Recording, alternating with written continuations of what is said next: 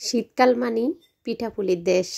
আর সেই সাথে যদি খেজুরের পায়েস হয়, মানে খেজুর রসের পায়েস, তাহলে তো আর কথাই নেই। আজকে আমি আপনাদেরকে তৈরি করে দেখাবো খেজুর গাছের রস দিয়ে পায়েস। গ্রামে আমরা এটাকে বলতাম খেজুরের রসের সিন্নি।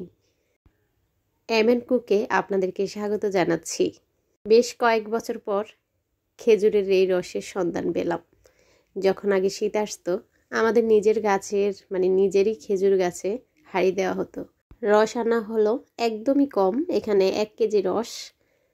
তো আনার পর আপনাদের ভাই আমাকে বলল যে ভালো কিনা দেখো রান্না করে, যদি ভালো হয় তাহলেই বেশি করে আনবো। তো যাই হোক, আমি এখানে আদা পট মানে ড্যানিশের যে কৌটাগুলো আছে, আদা পট দিয়েছি আর কি, চাল সাথে দিলাম 2টা এলাচ, 2টা দারচিনি, 2টা তেজপাতা।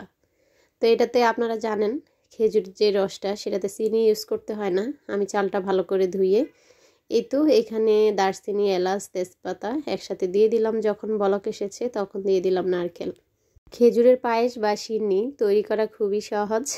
তো বিশ্বাস করেন, যখন এটা বলক আসছিল আমার পুরা ঘর গ্রানে মৌ মৌ করছিল।